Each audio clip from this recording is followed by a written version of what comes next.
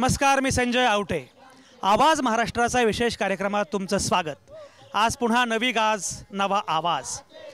आज मी आहे इथे राष्ट्र सेवा दलाच्या प्रांगणामध्ये. देशभरातनं राज्यभरातनं सेवा दलाचे सगळे कार्यकर्ते या निमित्ताने इथे आलेले आहेत आणि प्रचंड उत्साह आहे, जल्लोष आहे. राष्ट्र सेवा दलाचा ध्यास घेतलेली सगळी मंडळी जी आहेत ती इथे आलेली आहेत. एक म्हणजे समता, समाजवाद, बंधुता, स्वातंत्र्य या सगळ्या मूल्यांसाठी राष्ट्र सेवा दलाची स्थापना 75 वर्षांपूर्वी झाली आणि गेली 75 वर्ष राष्ट्र सेवा दलाने जे काही काम केलेलं आहे ते आपल्या सगळ्यांच्या समोर आहे. मुळामध्ये आज सगळ्यात महत्त्वाची गोष्ट अशी आहे की सगळे जे प्रश्न आहेत देशाच्या समोरचे त्यामध्ये त्याची उत्तरं जी आहेत त्या उत्तरामध्ये समता हा अतिशय महत्त्वाचा मुद्दा आहे, सेक्युलरिझम हा महत्त्वाचा मुद्दा आहे. अशा वेळी राष्ट्र सेवा दल नावाची एक संस्था या सगळ्या मूल्यांचा उद्घोष करत जे काम करते आहे. आणि सगळ्यात महत्त्वाचं म्हणजे सेवा दलाला असं वाटतं की हा सगळा संस्कार जो आहे तो लहान मुलांवर केला गेला पाहिजे. त्यामुळे देशभरामध्ये जे जाळं आहे, देशभरामध्ये ज्या सगळ्या वेगवेगळ्या ठिकाणी या सगळ्या संघटना काम करत आहेत त्या सगळ्यांचं एकच महत्त्वाचं काम आहे, ते म्हणजे समतेचा, स्वातंत्र्याचा, समाजवादाचा संस्कार जो आहे तो लहानपणापासून मुलांवर झाला पाहिजे. खरं म्हणजे आयडिया ऑफ इंडिया यापेक्षा वेगळी काहीच नाही आहे. सेक्युलरिझम हा अतिशय महत्त्वाचा मुद्दा भारताच्या निर्मितीच्या अनुषंगानं आहे. इतर देशांच्या तुलनेमध्ये भारताचं वेगळेपण काय? भारताचं वेगळेपण हेच आहे, भारताची आयडिया हीच आहे की भारतामध्ये सगळेजण गुण्यागोविंदानं नांदू शकतात. बाकीच्या देशांमध्ये एखादा धर्म, एखादी भाषा यांचं अस्तित्व आहे, यांचं प्राबल्य आहे. भारतामध्ये मात्र भारताचं वेगळेपण असं आहे, म्हणजे अनेकदा हिंदू मुस्लिम प्रश्नाबद्दल बोललं जातं. भारताचं वेगळेपण असं आहे की पाकिस्तानची एकूण लोकसंख्या जेवढी असेल त्याहून जास्त मुस्लिम भारतामध्ये राहतात. मुस्लिम काय, ख्रिश्चन काय, शीख काय हे सगळे लोक राहतात आणि तरीसुद्धा ते भारतीय असतात. त्यामुळे भारतीयत्वाचं नातं काय आहे हे पटवून देण्यासाठी 75 वर्षांपूर्वी राष्ट्र सेवा दलाची स्थापना झाली.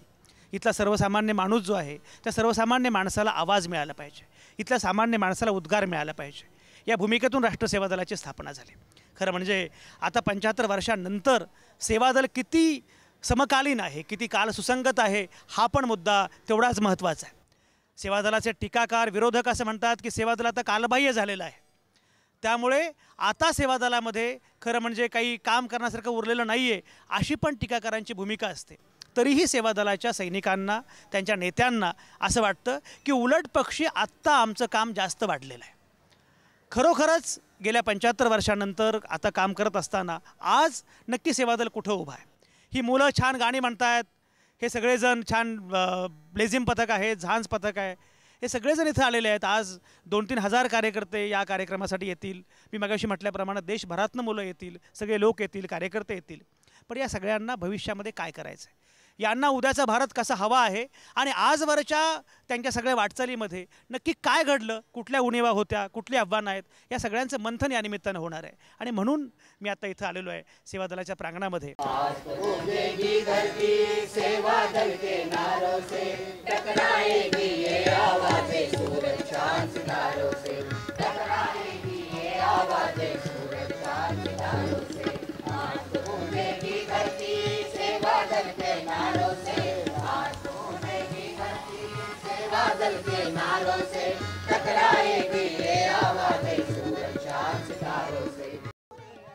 सदाशिवराव मगदूम माझ्यासोबत आहेत.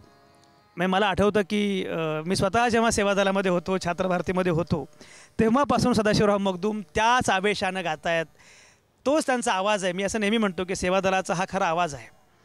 मला एक सांगा की ज्या प्रकारची गाणी तुम्ही गेली इतकी वर्ष आवेशानं गाता आहात, आता अनेकदा काही लोकांना असं वाटतं की जगामध्ये एवढं बरं चाललेलं आहे, डिजिटल इंडिया आहे, मेक इन इंडिया आहे, भारत आत्ता फार छान पुढे चाललेलं आहे, पंतप्रधान आत्ता कुठल्या तरी प्रदेश दौऱ्यावर पुन्हा गेलेले आहेत, एवढं सगळे छान सुरू आहे.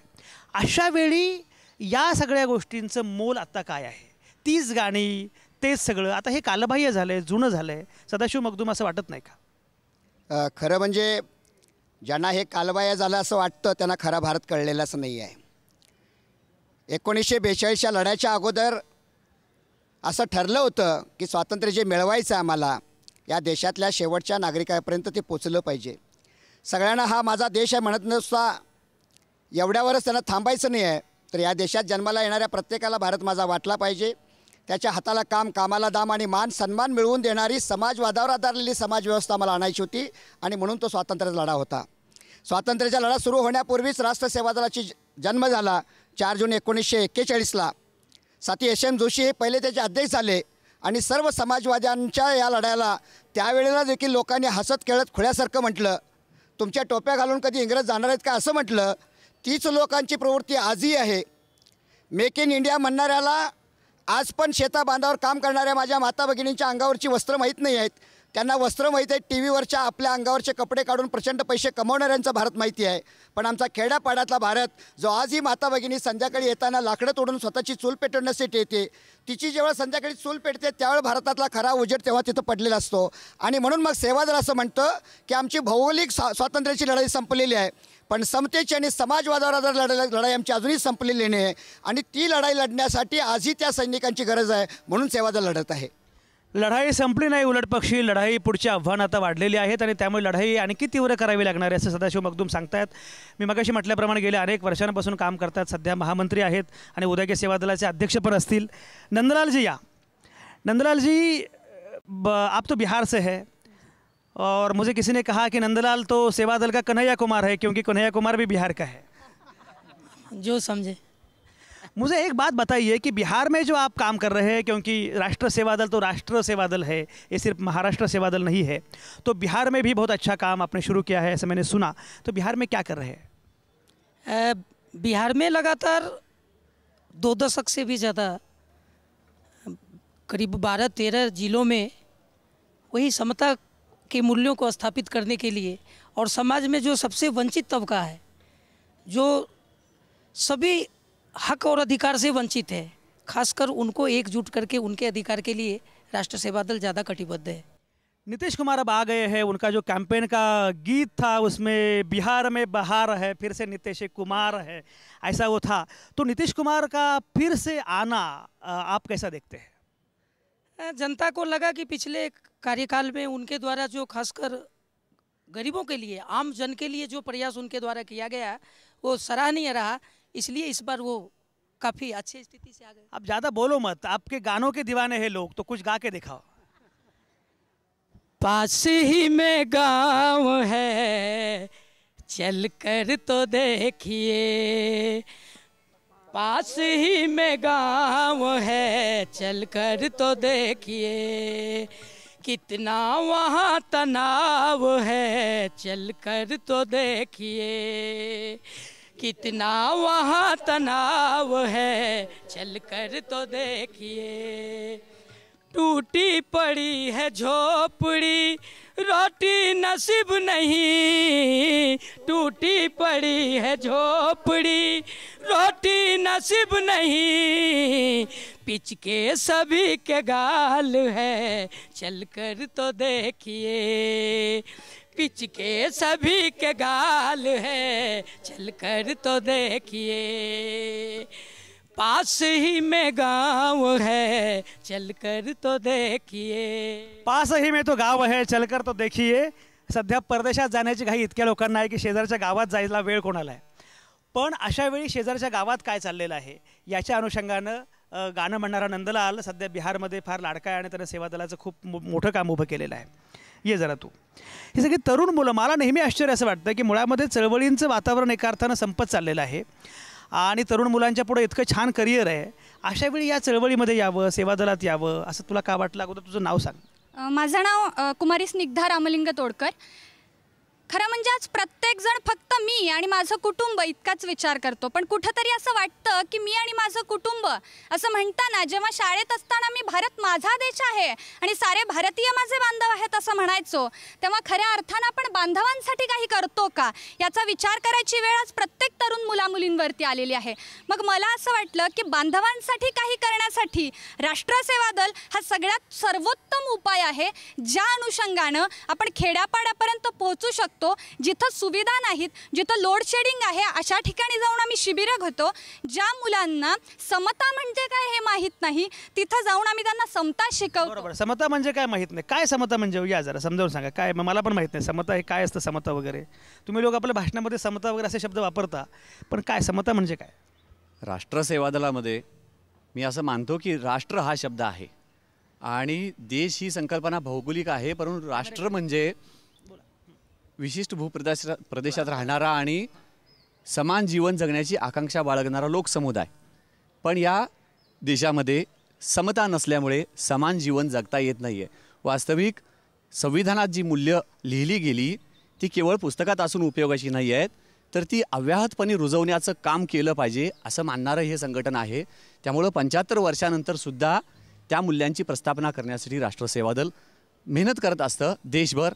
आजही जरी म्हटलं गेलं असलं राष्ट्रसेवा दल खूप लहान झालेलं आहे, तरीसुद्धा आम्ही 5-10 हजार लोक आहोत आणि या देशाची दिशाभूल 10-15 लोक करायच्या काळामध्ये आम्ही खूप मोठ्या संख्येनं आज आहोत असं आम्ही मानतो. त्यामुळे ही समता प्रस्थापित केली पाहिजे आहे. आता आर्थिक समता, भांडवलशाहीला एकीकडे तोंड सेवादल देत आहे, तर दुसरीकडे धर्मवादी संस्थांना संघटनांबरोबर लढत आहे. त्यामुळे राष्ट्रसेवा दलाची या राष्ट्रासाठी आज नितांत गरज आहे. म्हणून एका वेगळ्या प्रेरणेनं भारून हे सेवादल सैनिक आज आणि उद्या इथं येत आहेत. मला हे सांगा, ही जी प्रेरणा आहे की भारावून सगळे लोक जात आहेत वगैरे, हे सगळं बरोबर आहे, पण तरुणाईला नक्की कुठलं भारलेपण आहे? कशामुळे तरुणाईला असं वाटतं की खरंच इथं आलं पाहिजे आणि आपलं काही काम आहे? सेवादलाच्या या झेंड्याखाली ज्यावेळी आपण एकत्र येतो त्यावेळी तुम्ही हिंदू असा मुस्लिम असा येथे नाही भेद तसा, सेवादल तर सकलांचे बंधन ना घाली, असे जे संस्कार केले जातात त्या संस्कारावर आम्ही भारावून गेलेलो आहे. सेवादलाच्या या झेंड्याखाली आम्हाला ज्यावेळी एकत्र येतो त्यावेळी कुठलाही इथं भेद नाही, हिंदू नाही मुस्लिम नाही, कुठलाही भेद न मानत हे सेवादल आम्हाला पुढे घेऊन जाण्याचा प्रयत्न करते. अशा या सेवादलामध्ये अगदी खरं. सेवादलाच्या या सगळ्या तरुणाईमध्ये आणखी एक तरुण आहे जो या सगळ्यांना दृष्टी देणारा फार महत्त्वाचा तरुण आहे. आणि उभा राहा. आणि सगळ्यात महत्त्वाचं म्हणजे ज्या पद्धतीनं हा तबला वाजवतो, ज्या प्रकारचं कला सादर करतो, मला एक सांग की या गाण्यांच्या तालावर तबला वाजवताना किंवा कार्यक्रम करताना नक्की मनात काय येतं? बाकीही बरेच जण चळवळीचे गाणे वाजवतात आणि म्हणतात, परंतु मला असं वाटतं की तबला वाजवण्यापेक्षा तबल्यातून विचार वाजवणं तबल्यात त्या गाण्याचा, हे मी मानतो. आणि मी सेवादलाचं गाणं वाजवणे किंवा चळवळीचं गाणं वाजवत नाही, तर तो विचार वाजवण्याचा प्रयत्न करतो सातत्यानं. अगदी खरं. विचार वाजवणारा म्हणजे साधारणपणे दृष्टी नसताना सुद्धा खरं म्हणजे ही जी दृष्टी आहे ती दृष्टी कोणाच्याही पलीकडची आणि कोणी विचार करू शकणार नाही, एवढे अतिशय महत्त्वाचे. तुमचं नाव काय? माझा खंडेराव मुळे. खंडेराव, तुमचं अतिशय अभिनंदन मनापासून. बसा. ही सगळी मंडळी ज्या पद्धतीनं झपाटून गेलेली आहेत, एक काहीतरी वेगळं काम आपल्याला करायचं आहे आणि हे जे काम करायचं आहे ते काम एका राष्ट्रनिर्माणासाठी आपण काहीतरी करतो आहोत, अशी भूमिका यापैकी प्रत्येकाच्या मनामध्ये आहे. एक मला सांगा की बाकी चर्चा खूप असते, किती लोक येणार? 2-3 हजार लोक येणार. खरं म्हणजे 3 हजार लोक म्हणजे काही फार मोठी गोष्ट नाही आहे. राष्ट्रीय स्तरावरचं संघटन आहे तुमचं आणि 3 हजार लोकसुद्धा येतील की नाही मला शंका आहे. एवढी अवस्था वाईट का होते हो? आज समजा देशभरातलं वातावरणच एकूण सगळ्या माणसाच्या जगण्याच्या भौतिक सुखावर आणून ठेवलेले आहेत. आणि मग एका बाजूला या ठिकाणी जातीवादी व्यवस्था असेल, धर्मवादी व्यवस्था असेल, ही फार छोट्या छोट्या गोष्टींपासून घरापर्यंत पोहोचून या ठिकाणी सगळ्या गोष्टी त्यांच्यात करतायत. आणि ह्या सगळ्याचा परिणाम असा होतो आहे की माणूस समाजाचा देशाचा विचार करण्यापेक्षा स्वतःच्या जगण्यामध्ये अडकून पडले. ते माणसंच जाऊ द्या. माझं म्हणणं आहे की सेवा दलाला 3000 सुद्धा कार्यकर्ते मिळवता येत नाहीत एवढ्या 75 वर्षांच्या अधिवेशनाला. हे अपयश नाही का? मी तेच म्हणतोय की भौतिक सुखामध्ये या ठिकाणी अडकल्यानंतर हे परिवर्तनाचं काम करण्याची लढाई ही आहे, ही फार मोठी अवघड होऊन बसलेली आहे. स्वातंत्र्याच्या लढाईमध्ये सुद्धा या ठिकाणी 4-2 माणसं या ठिकाणी ज्यावेळेला बाहेर पडायची आणि मग थोडी थोडी माणसं हळूहळू तिच्यामध्ये यायची आणि मग फार मोठी दीर्घकालीन लढाई करावी लागली. तसं कुठलंही काम या ठिकाणी करत असताना जाती धर्माच्या नावानं आणि देवाच्या नावानं माणसं गोळा करणं कमी सोपं असतं, पण एखादा समतेचा आणि संघर्षाचा विचार घेऊन जेवढा काम करतो तेवढा त्याला पाठबळ कमी मिळत असतं. पण ही लढाई मात्र या ठिकाणी आपण चालू ठेवणं आपोआप कारवा होत असतो. ह्याच्यामध्ये लोक येत असतात. लोक शहाणं करण्याची, लोकाला या ठिकाणी दिशा देण्याची जी जबाबदारी असते ती सेवादलानं या ठिकाणी ठरवून सुरू ठेवलेली आहे आणि ती अखंड चालू राहणार आहे. ही लढाई सुरू राहणार आहे आणि खरं म्हणजे ही चर्चा, या गप्पासुद्धा सुरू राहणार आहेत. पुढच्या टप्प्यामध्ये मला एका वेगळ्या मुद्द्याकडे जायचं आहे. तो मुद्दा अतिशय महत्त्वाचा आहे. तो मुद्दा असा आहे की राष्ट्रसेवा दलाला अपयश का येतं? राष्ट्रसेवा दलाचं सुद्धा पुन्हा एकदा त्याच टिपिकल संघ पक्षाप्रमाणे सगळं सुरू झालं आहे का? राष्ट्रसेवा दलाची जी उमेद आहे, जी पॅशन आहे, ती कमी होत चालली आहे का? राष्ट्रसेवा दलाची आवश्यकता वाढत असताना कोणीतरी म्हटलं मला येताना की राष्ट्रसेवा दलाचं काँग्रेसीकरण होतं आहे. असं काही घडतंय का? या सगळ्या मुद्द्यांबद्दल आपण बोलणार आहोत, कारण राष्ट्र सेवा दलाच्या व्यासपीठावर उभा राहूनच सेवा दलाचं नक्की काय चाललंय हे मी त्यांना विचारणार आहे. तुम्ही कुठंच जाऊ नका. आता या क्षणी मी घेतोय एक छोटासा ब्रेक.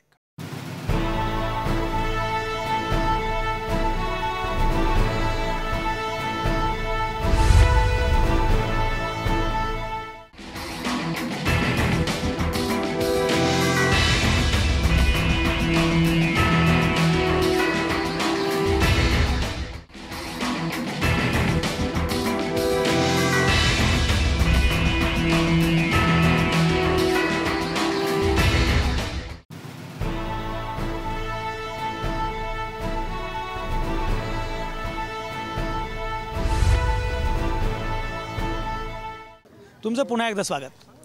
राष्ट्र सेवा दलाच्या प्रांगणामध्ये मी आहे. आता माझ्यासोबत आहेत अभिजित वैद्य.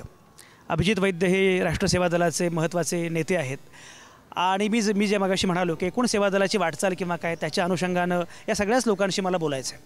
अभिजित वैद्य, तुमचं अतिशय मनापासून स्वागत या शोमध्ये. धन्यवाद. 75 वर्ष सेवा दलाची, देशसेवेची, आणि आता आपल्याला पुढं जायचं आहे. कसं बघताय? भारतीय संस्कृती आणि भारतीय राष्ट्रवाद याच्याशी इतकं घट्ट नातं असणारी देशामध्ये दुसरी संघटना नाही. पण आज या संघटनेनं गेले 75 वर्ष जी मूल्य उराशी बाळगून प्रवास केला आणि ती आज इथपर्यंत येऊन पोचली, त्यातलं जवळजवळ प्रत्येक मूल्य धोक्यात आलेलं आहे. आणि अशा अत्यंत ऐतिहासिक वळणावर राष्ट्रसेवा दल उभं आहे. मी केवळ 75 वर्ष हा एक मैलाचा दगड आहे या संख्यात्मक आकड्याकडे मी पाहणार नाही. मी त्याच्याकडे पाहतोय की आत्ता या क्षणी देश कुठल्या आव्हानांच्या पुढे उभा आहे आणि राष्ट्रसेवा दल या आव्हानांचा सामना कसा करू इच्छितं. समता असेल, मग ती सामाजिक किंवा आर्थिक समता, सामाजिक आर्थिक न्याय असेल, धर्मनिरपेक्षता असेल किंवा लोकशाही समाजवादी मूल्य असतील किंवा महिलेचा सन्मान असेल, जातीअंताचा मुद्दा असेल, ह्या प्रत्येक गोष्टी आज धोक्यामध्ये आलेल्या आहेत. किंबहुना मी इतकंही म्हणायला कचरणार नाही की ही मूल्य उलटी फिरवण्याचा प्रयत्नही फार अत्यंत पद्धतशीरपणे केला जातो आहे. आणि राष्ट्रसेवा दलाच्या पुढं आज 75व्या वर्षात उभं असताना आणि ते पूर्ण करून पुढे जात असताना मला असं वाटतं की सैनिकांच्या पुढे सगळ्यात मोठं आव्हान आहे.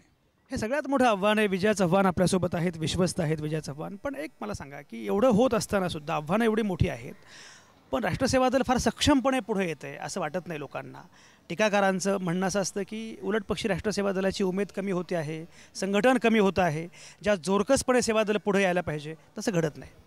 मला स्वतःला खरं असं वाटत नाही, कारण हल्ल्याची माध्यमं आणि त्या माध्यमांवर ज्या लोकांची आणि ज्या कल्पनांची पकड आहे त्यातनं सेवा दलाचं काम लोकांना ज्या तऱ्हेच्या प्रसिद्धीची सवय लागली आहे त्या प्रसिद्धीच्याच होतात नाही, ही गोष्ट खरी आहे. परंतु आज मी इथं आलेले लोकही पाहिले तर भारताच्या जवळजवळ उत्तरेकडच्याच नव्हे दक्षिणेकडच्याही राज्यातनं प्रतिनिधी सेवा दलाचे इथे आलेले आहेत. तुम्ही संध्याकाळी वगैरेही बघा, स्त्रियांची संख्या खूप मोठ्या प्रमाणात आहे. त्यामुळे जोरकस याची व्याख्या कोण कशी करतं आणि जर वर्तमानपत्रात 10 वेळा आलं तर जोरकस चालू आहे, नाही तर वीक आहे असं म्हणाल काही मला स्वतःला अर्थ नाही वाटत. आज स्ट्रेंथ म्हणजे मी केवळ डोकी याच्या अर्थाने म्हणत नाही, पण मूल्यात्मक ताकद जी सेवा दलाची आहे, जी वाढते आहे आणि जी अधिक जिवंत करण्याची गरज आहे, त्या सर्व गोष्टींवर सेवा दल जोरात काम करते असं मला वाटतं.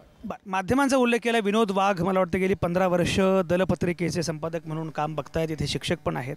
विनोद, मला सांगा की प्रश्न केवळ माध्यमांची ताकद किंवा क्षमता एवढाच नाही आहे. प्रश्न आहे तो तुम्हाला असं स्वतःला वाटतं का की सेवा दल ज्या पद्धतीनं आत्ता काम करत आहे ते खरंच आश्वासक आहे, पुढे जाता येणं आणखी शक्य आहे? आत्ता कुठल्या वळणावर तुम्ही आहात? सेवा दलाचं मुखपत्र दलपत्रिका त्याचं मी गेली 14 वर्ष संपादक म्हणून काम करतो. मला सांगायला नक्कीच आनंद आहे की सेवा दलाचं जे काही मुखपत्र आहे त्यामधून सेवादल कार्यकर्त्यांचं मन आणि मनगट घडवण्याचं काम प्रामुख्यानं पत्रिकेच्या माध्यमातून होत असतं. आणि माध्यमांमधून जो प्रामुख्यानं सेवादल प्रवाहाविरुद्ध जे काम करत आहे, मग जातीयता असेल, धर्मांधता असेल, त्याविरुद्ध सेवादलाच्या माध्यमातून, दलपत्रिकेच्या माध्यमातून ही भूमिका जोरकसपणे मांडली जाते आणि सातत्यानं सेवादल सैनिकांचं प्रबोधन करण्याचं काम यातून होतं आहे. म्हणून मला हे नक्कीच आश्वस्त असं करणारं चित्र वाटतं आहे. मन मनगट घडवणं वगैरे हे सगळं खूप चांगलं आहे. अभिजित वैद्य, काही अडचणीचे प्रश्न आहेत, त्याची उत्तरं तुम्हाला द्यावी लागतील. तुम्ही नेते आहात राष्ट्र सेवा दलाचे, तुम्ही मला वाटतं कार्यकारी विश्वस्त आहात. कोणीतरी मला म्हटलं की नाही, अभिजित वैद्य कार्यकारी विश्वस्त नाहीत, संस्थानिक आहेत. आणि सध्या सेवा दल एकूणच जे काही आहे त्याच्यामध्ये निष्ठावंत नाराज आहेत, त्याच्यामध्ये जुने जे अनेक कार्यकर्ते आहेत ते सोडून जात आहेत. आणि अशा पद्धतीचं जे नॉर्मली सेवा दलाबद्दल बोललं जाऊ नये अशा प्रकारची पण एक चर्चा सुरू असते. अशी चर्चा कुठल्याही संघटनेबद्दल सुरू असेल, खरी खोटी हा मुद्दा वेगळा. तुम्ही राष्ट्र सेवा दलाचे नेते म्हणून या चर्चेकडं किंवा याच्याकडे कसं बघताय? मुळामध्ये ही चर्चा फार काही मूडवर असंतुष्टांनी चालू केलेली चर्चा असावी असा माझा अंदाज आहे. तुम्ही आता पाहताच आहात की सेवा दलाचे सैनिक देशाच्या कानाकोपऱ्यातनं आज इथे हजर आहेत.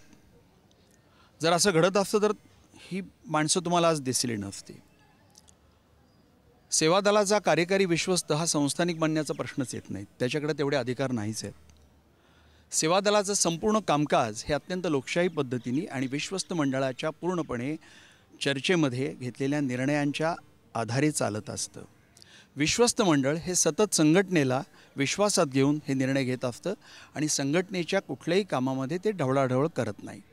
प्रश्न असा आहे की ज्या वेळेला सेवा दल काही नीतिमूल्यांचा आग्रह धरतं की ज्याच्यामध्ये व्यक्तिगत नीतिमूल्य आहेत, ज्याच्यामध्ये सामाजिक नीतिमूल्य आहेत, ज्याच्यामध्ये राजकीय नीतिमूल्य आहेत, ज्या वेळेला काही लोकांच्या या नीतिमूल्यांबद्दल विश्वस्त मंडळ ठामपणे प्रश्न विचारतं, कारण विश्वस्त मंडळाला असं वाटतं की जर हे प्रश्न विचारले नाहीत तर सेवा दलाला बाहेर ताठमानेनं या मूल्यांबद्दल बोलण्याचा नैतिक अधिकार राहणार नाही.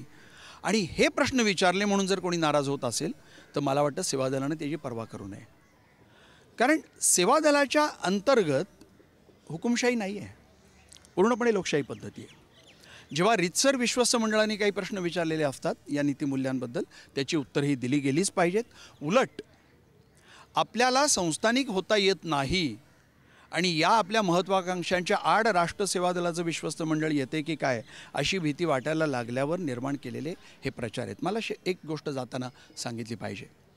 इतक्या तुम्ही मगाशी एक वाक्य म्हणालात की कार्यकर्ते सोडून जातात. कुठलेही कार्यकर्ते सोडून गेलेले नाही आहेत. हे आपल्याला कोणी सांगितलं मला माहिती नाही. उलट सेवा दलाची ताकद वाढत चाललेली आहे. दुसरी गोष्ट अशी की ज्या वेळेला आपला विश्वास संघटनेच्या नीतिमूल्यांवर, त्या संघटनेने बाळगलेल्या ध्येयांवर असतो आणि एक अंतिम लक्ष्याकडे आपण वाटचाल करायची या दिशेला आपण निघालेलो असतो, त्यावेळेला ह्या गोष्टी अत्यंत गौण आहेत आणि तिथे आपण अत्यंत दमदारपणे पुढे गेलं पाहिजे. परिस्थिती अत्यंत आव्हानात्मक आहे आणि मला उलट असं वाटतं की अशा आव्हानात्मक परिस्थितीच्या काळामध्ये मी उलट असंख्य तरुण सेवा दलाकडे जवळ येताना पाहतो आहे. जर सेवा दलाच्या आतमध्ये आल्यावर त्यांना जर असं लक्षात आलं की ज्या नीतिमूल्यांबद्दल सेवा दल बोलतं आहे प्रत्यक्षामध्ये ही नीतिमूल्य इथं पायदळी तोडवतील जात आहेत, तर उलट सेवा दल हे अधिक कमकुवत बनत झाले आणि आम्ही संपूर्ण विश्वस्त मंडळ एक दिलानं, सर्वजणं एक जिन्सीपणे आणि एक मतानं ह्या अशा गोष्टींच्या विरोधी काम करतो. याच्यातनं कोणाचा असाही गैरसमज होऊ नये की अशा गोष्टी इथे काही फार मोठ्या प्रमाणावर आहेत. काही किरकोळ काही माणसं आहेत, काही छोटेसे. मला हे सांगा की सेवा दलाचा एकूण कुठल्या पक्षीय राजकारणाशी किती संबंध आहे? SM जोशींनी आपल्या आत्मचरित्रामध्ये फार स्पष्टपणे एक वाक्य लिहिलेलं आहे की समाजवादी चळवळीतील राष्ट्र सेवा दल हा जर अर्धविराम असेल तर समाजवादी पक्ष हा पूर्णविराम असला पाहिजे. आज खऱ्या अर्थानं ज्याला खरा समाजवादी पक्ष म्हणावा असा अस्तित्वात नाही. पण त्याचबरोबर SM जोशींनी एक गोष्ट अत्यंत स्पष्टपणे सांगितली होती की राष्ट्र सेवा दल हा राजकीय विचार आहे पण तो राजकीय पक्ष नाही. त्यामुळे राष्ट्र सेवा दल हा राजकीय पक्ष नाही, तो कधीही राजकीय पक्ष बनणार नाही. पण एक मात्र निश्चित की या देशामध्ये समाजवादी समाज निर्माण करण्यासाठी जे काही राजकारण करण्याची गरज आहे त्या राजकारणाला चालना देण्याचं काम हे राष्ट्र सेवा दल करेल आणि त्यांनी ते केलं पाहिजे असं माझा स्वतःचा म्हणणं आहे. बरं, तो विलास आपल्यासोबत आहे. विलास, तुम्ही छात्रभारतीचे अध्यक्ष होता, दीर्घकाळ काम केलं आणि छात्रभारती सेवा दल या सगळ्या परिवारात तुम्ही काय होता आणि आता पुन्हा या सगळ्या अमृत महोत्सवी मेळाव्याकडे किंवा या सगळ्या कामाकडे जेव्हा बघता तेव्हा काय वाटतं? छात्रभारती असो, राष्ट्र सेवा दल असो किंवा राष्ट्र सेवा दलाच्या परिवारातील ज्या काही समाजवादी विचारसरणीच्या संघटना असो, या सर्वांचं मिळून एकच ध्येय आहे, या देशामध्ये समाजवादी समाज रचनेच्या दृष्टीनं प्रयत्न करणे आणि त्या दृष्टीनं आम्ही सर्व मिळून काम करत आहोत. कदाचित आमची नावं वेगळी असतील, आमच्या कार्यकारिण्या वेगळ्या असतील, परंतु सर्वांचं ध्येय एकच आहे. आमचं राष्ट्र सेवा दलाचं विश्वस्त मंडळ हे एका ध्येयाने संपूर्ण अखिल भारतीय राष्ट्र सेवा दलाला चांगल्या पद्धतीनं मार्गदर्शन करत आहे आणि सर्वच आम्ही कार्यकर्ते या विश्वस्तांच्या आणि कार्यकारी मंडळाच्या निर्णयांना पाठिंबा देत आहोत आणि त्या दृष्टीनं कार्यरत करत आहोत. लोकांना एक सवय झालेली आहे की जास्त संख्या असली म्हणजे ती संघटना वाढली, किंवा पेपरमधून किंवा टी व्हीवरून बातमी आली म्हणजे या संस्थेचं या संघटनेचं काम खूप मोठं आहे. परंतु अलीकडच्या काळामध्ये ज्या पद्धतीनं मीडिया हा एका बाजूनं बातम्या देतो आहोत, एका बाजूनं प्रसिद्धी करतो आहोत, त्या दृष्टीनं हे असं काही लोकांना वाटणं साहजिक आहे. परंतु आमच्या दृष्टीनं एखाद्या संघटनेची वाढ, एखाद्या संघटनेच्या विचारांची वाढ ही त्या समाजाची नैतिक आणि सामाजिक उंची किती वाढली याचे परिणाम वेगळी आहेत आणि त्याच्या खोलात बऱ्याच वेळा जाताना लोक दिसत नाही आहेत आणि आम्ही ते पाहिलेलं आहे आणि आम्ही याच्यावर समाधानी आहोत. समाधानी आहेत. खरं म्हणजे माध्यमं इकडे आहेत तिकडे आहेत, पण सोशल मीडिया काही कोणाच्या मालकीचं नाही, त्याचा वापर करता येणं शक्य आहे. पण तरी मंडळी समाधानी आहेत. आपली वाटचाल जी काय आहे त्याचं अप्रायझल ते स्वतःच करतायत. डॉक्टर सुरेश खैरनार आत्ता आपल्यासोबत आहेत. डॉक्टर सुरेश खैरनार, मला सांगा की एकीकडे ज्या सगळी मूल्य धोक्यात आली आहेत असं अभिजित वैद्य सांगतायत, अशावेळी आत्ताची नक्की आव्हानं कुठली आहेत आणि त्यासाठी मुळामध्ये कामाची पद्धत बदलावी लागणार आहे असं काही वाटतं का? भारतीय उपमहाद्वीपामध्ये आजच्या तारखेला इतिहासाच्या क्रमामध्ये कधी नव्हे ती धर्मनिरपेक्षता धोक्यात आलेली आहे आणि ज्या पद्धतीचं पोलरायझेशन या देशाचं झालेलं आहे हे अत्यंत देशाच्या एकात्मतेसाठी धोकादायक आहे. हे थांबवण्यासाठी या देशामध्ये आज अशी कुठलीही संघटना राष्ट्रसेवा दल सोडून किंवा राजकीय पक्षाचा तो काही त्यांचा आपला कॉन्फिडन्स किंवा हा असा काही दिसत नाही आहे. आणि मी जे काही सगळ्या डाव्या आणि पुरोगामी परिवर्तनवादी समूहांशी बोलायचा प्रयत्न करतो आहे, कारण की वयाच्या 5 ते 15 वर्षाच्या वयोगटातील मुलामुलींना संस्कार देणारी भारतामध्ये अशी कुठलीच दुसरी, ज्याला SM जोशी बिनभिंतीची शाळा म्हणायची. आणि कुठलाही माणूस किंवा बाई समाजवादी म्हणा, धर्मनिरपेक्ष म्हणा, जातीनिरपेक्ष म्हणा, स्त्रियांच्या संदर्भात समता म्हणा, त्याला त्याचे संस्कार त्याच्या एका विशिष्ट वयात जर नाही मिळाले तर तो गॉन केस होऊन जातो. राष्ट्रसेवा दल हा त्यावरचा एकमात्र उपाय आहे आणि हा पुन्हा नुसताच भारतीय नाही, हा आंतरराष्ट्रीय पण फेनॉमेन. बरोबर, राष्ट्रसेवा दल हा त्यावरचा एकमेव उपाय आहे. समाजवादी महिला सभेचं काम बघता, समाजवादी महिला सभा हे काय प्रकरण आहे? सेवा दलातूनच ही एक महिलांसाठी म्हणून काढलेली आदरणीय अनुताई लिमये यांनी या आणि स्वातंत्र्य चळवळीतल्या अनेक स्त्रियांनी मिळून काढलेली ही संघटना आहे की जसं सेवा दल आहे तशी एक महिलांची वेगळी संघटना असावी आणि लोकशाही समाजवादी मूल्य त्या ह्याच्यामध्ये धरून महिलांच्या बाबतीमध्ये कसा विकास करता येईल, महिलांच्या सर्वसामान्य महिलांना कसं एकत्र आणता येईल, या पद्धतीने त्या महिला सभेची स्थापना. झेलम परांजपे आपल्यासोबत आहेत. झेलम परांजपे, या, तुमचं स्वागत. तुमची भेट व्हावी अशी माझी फार दिवसांपासूनची इच्छा होती, ती या निमित्ताने पूर्ण होते. मलाही सांगा की राष्ट्रसेवा दलाचं मुळामध्ये एक वैशिष्ट्य सुरुवातीपासून असं आहे की ते केवळ राजकारण नाही आहे. तुम्हाला एक सांस्कृतिक जीवन उभं केल्याशिवाय पुढं जाता येत नाही. या सगळ्या अनुषंगानं आत्ता राष्ट्रसेवा दल नक्की काय करतं आहे असं तुम्हाला वाटतं, कारण तुम्ही विश्वस्त आहात? हो, मी राष्ट्रसेवा दलपेक्षा माझी जी इच्छा आहे ती इथे व्यक्त करते अमृत महोत्सवाच्या निमित्ताने, की पूर्वी कलापथक खूप ॲक्टिव्ह होतं आणि वसंत बापट, लीलाधर हेगडे, भाऊसाहेब रानडे, सुधाताई वर्दे, सदानंद वर्दे ह्यांचा त्याच्यातला इंटरेस्ट कमी झाल्यानंतर कलापथक बंद पडलं. इथे निळू फुले अकॅडमी आहे, ते लोक काहीतरी करतायत. आता मी स्वतः मुंबईत स्मितालय चालवते, आम्ही काहीतरी करतोय, किंवा सदानंद राणे पदन्यास बॅले ट्रूप चालवतोय, ते काहीतरी करतायत. पण माझी अशी इच्छा आहे की सेवा दलातर्फे परत मध्यवर्ती कलापथक चालू व्हावं आणि आमचे जे विचार आहेत, समतेचा विचार, म्हणजे आता मुंबईत साने गुरुजी आरोग्य मंदिरात स्मितालय जे चालतं ते समता म्हणजे काय, की कुठलीही म्हणजे एकदम श्रीमंत मुलगा असेल आणि एकदम खालची मुलगी किंवा मुलगा असेल, ते किती खेळीमेळीने एकत्र येतात. तेच आम्ही जुन्या कलापथकात जसं करायचो त्याच धर्तीवरचं एक कलापथक. आत्ता शिवा पोद्दार दिसला मला, नळदुर्गची मुलंसुद्धा कलापथक काही पद्धतीने चालवत आहेत. तर ही जी वेगळी आहेत ती चालू राहतील, पण एक मध्यवर्ती कलापथक चालू व्हावं आणि आमचे विचार आम्ही कलेतून लोकांसमोर मांडावेत, हे मला वाटतं. फार महत्त्वाची गोष्ट आहे. कलापथक पुन्हा सुरू करणं आणि पुन्हा जास्त सक्षम करणं हा महत्त्वाचा मुद्दा आहे. मला आता ब्रेक घ्यायचा आहे, पण ब्रेकवर जाताना मला तर आमच्या आरोहीची आई दिसली, या दामिनी पवार मला वाटतं. दामिनी, मला सांगा, आरोही तुमची मुलगी, तुम्ही मला मागे सांगत होतात, असं दिसतंय की वडील आई येत आहेत सेवा दलात पण मुलं येत नाहीत.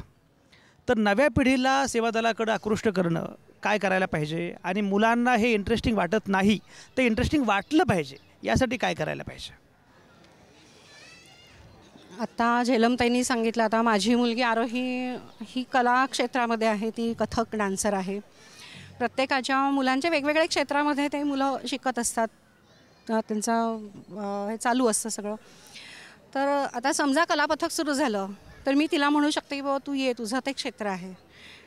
आता मी स्वतः माझ्या एका प्रोफेशनल कार्यक्रमातून मराठीच्या बाऊलखुणा कार्यक्रम मी करत होते, महाराष्ट्र दर्शन जे आपलं होतं त्याच बेसवर, पण तो मी प्रोफेशनली करत होते, सगळे कलाकार प्रोफेशनल होते. पण त्याच्यातूनसुद्धा मी प्रबोधन हा माझा त्यातला मुख्य गाभा मी सोडला नव्हता.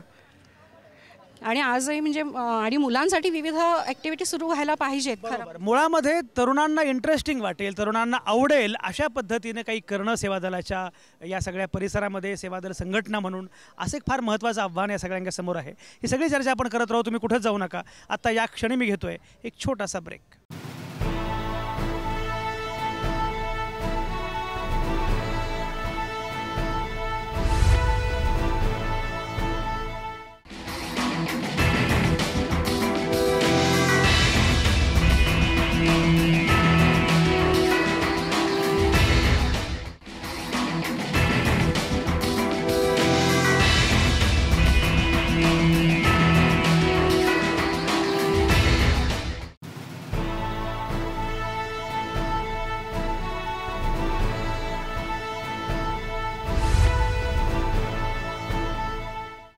तुमचं पुन्हा एकदा स्वागत.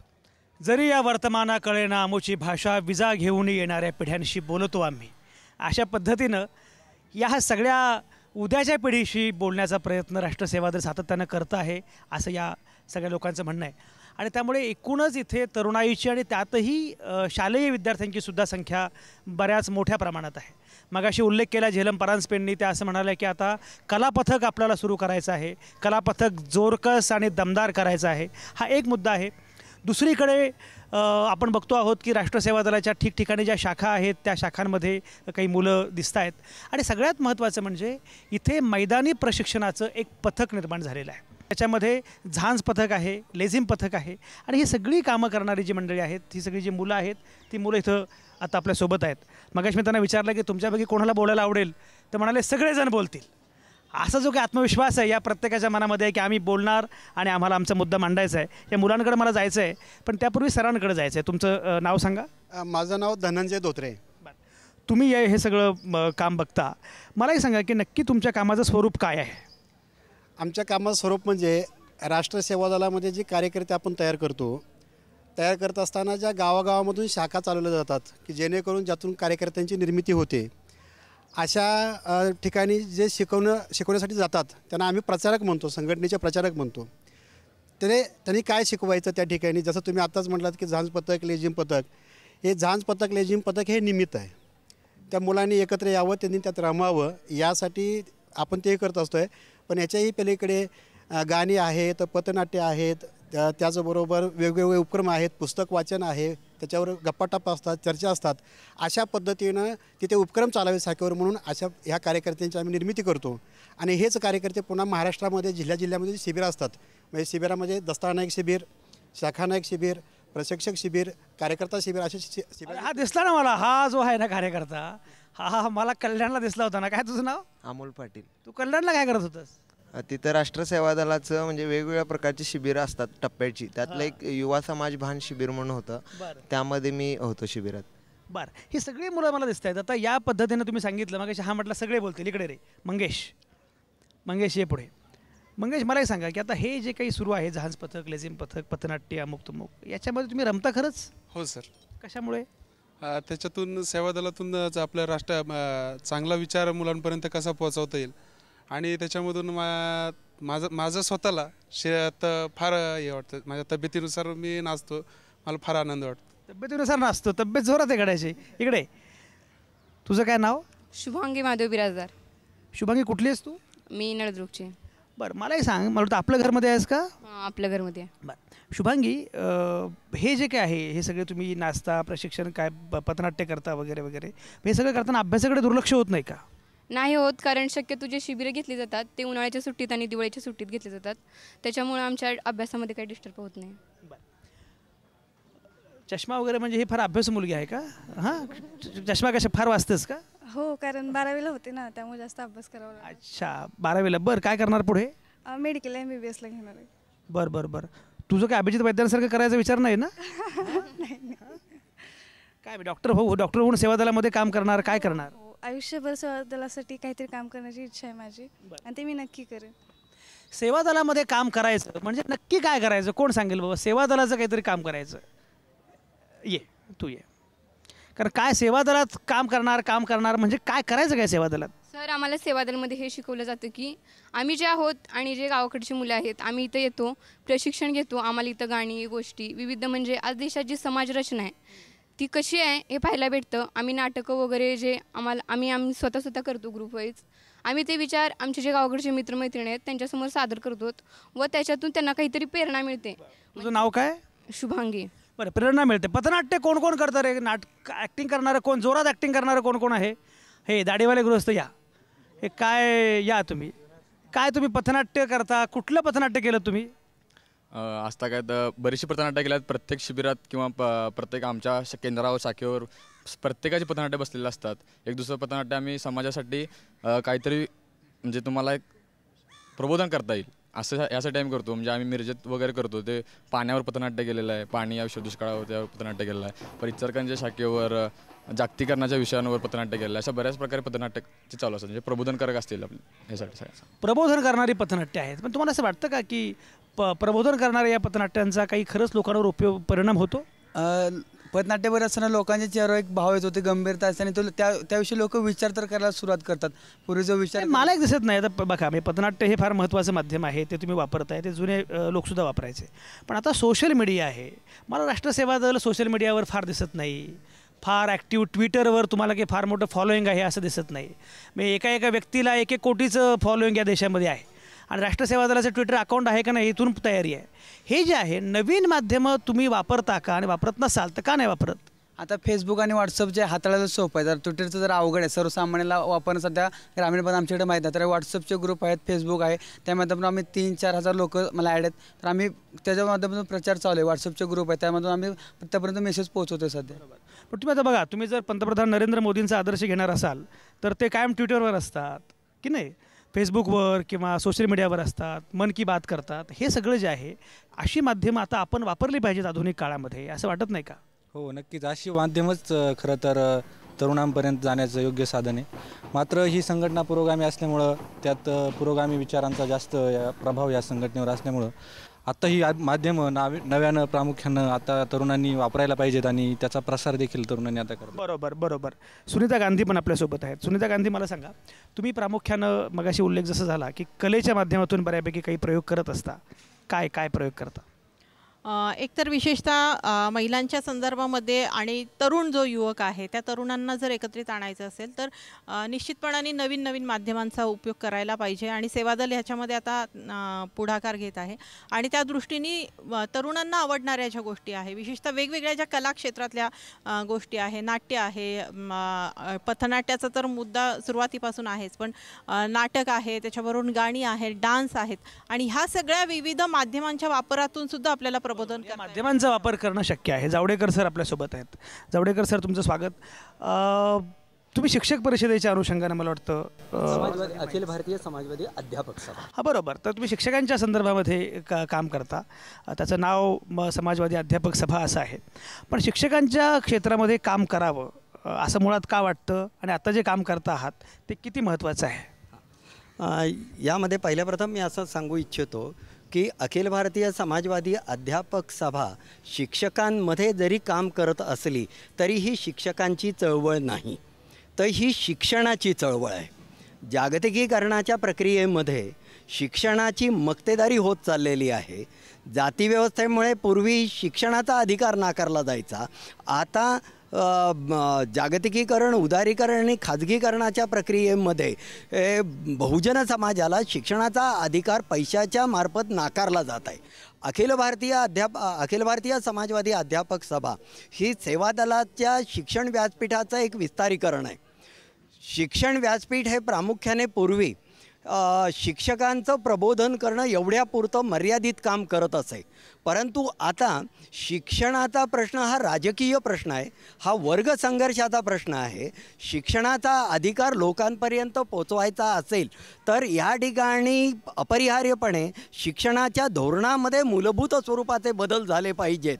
आणि त्यासाठी म्हणून अखिल भारतीय समाजवादी अध्यापक सभेने अशी घोषणा 2000मध्ये दिली की बालवाडीपासून उच्च शिक्षण हे संपूर्णपणे मोफत, समान आणि गुणवत्तापूर्ण मिळालं पाहिजे. राजकीय भूमिका आहे असा मुद्दा आहे. विकास लवांडे आमचे आलेले आहेत. विकास लवांडे, तुम्ही राष्ट्रसेवा दलामध्ये वगैरे होता, छात्र भारतीमध्ये होतात, आता मात्र तुम्ही कुठल्या तरी वेगळ्याच पक्षामध्ये गेलेले आहात. तुम्हाला असं वाटतं का की राष्ट्रसेवा दलामध्ये काम केल्यानंतर आपण राजकीय पर्याय निवडताना गोची होते? तुम्ही जो राजकीय पर्याय निवडला आहे त्याच्याकडे कसं बघताय?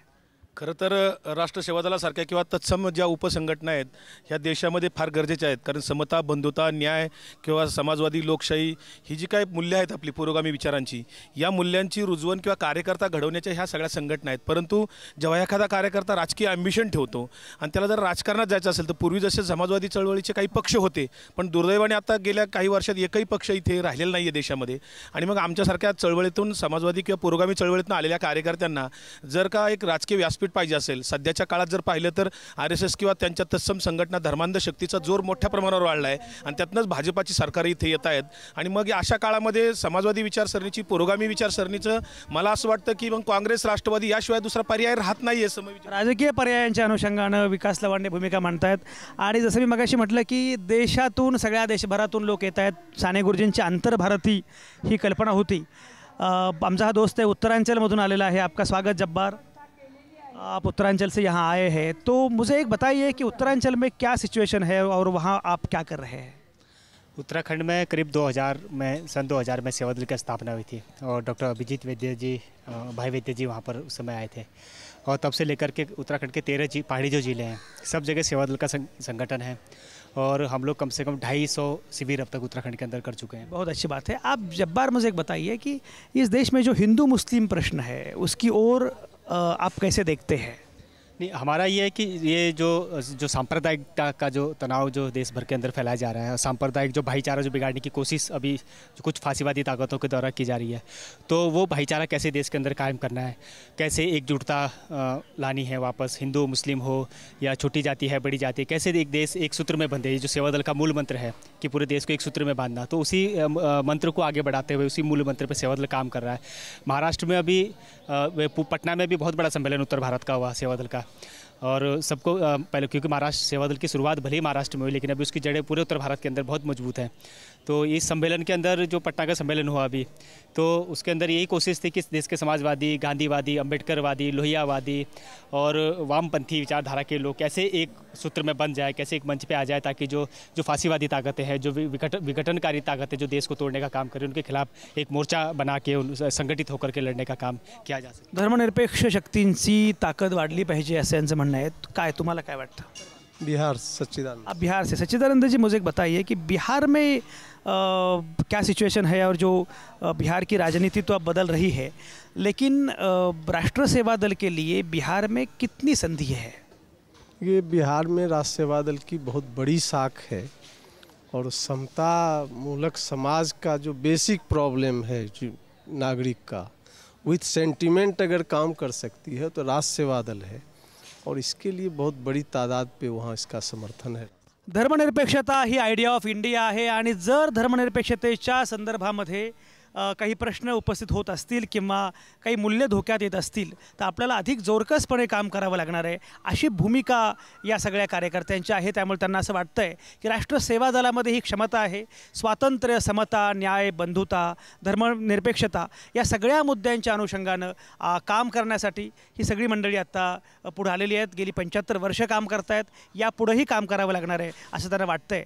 त्यांची संख्या कमी आहे, एकूण ताकद वरवर पाहता कमी वाटते, पण तरी त्यांचं म्हणणं असं आहे की आमची उमेद फार मोठी आहे. आम्ही जे काम करतो आहोत ते काम फार मोठं आहे. हे जे काम आहे ते काय आहे? ते काम आहे ते सांगतात, लहू का रंग एक है, लहू का रंग एक है, लहू का रंग एक है, अमीर क्या गरीब क्या, लहू का रंग एक है, लहू का रंग एक है. ही सगळी चर्चा अतिशय महत्त्वाची होती. सेवा दलाच्या शिबिराच्या निमित्तानं, अधिवेशनाच्या निमित्तानं या सगळ्याच लोकांशी बोलता आलं. सगळ्या कार्यकर्त्यांचे, सगळ्या नामवंतांचे अतिशय मनापासून आभार. तुमच्या आतल्या आवाजासह पाहत आणि ऐकत रहा आवाज महाराष्ट्राचा.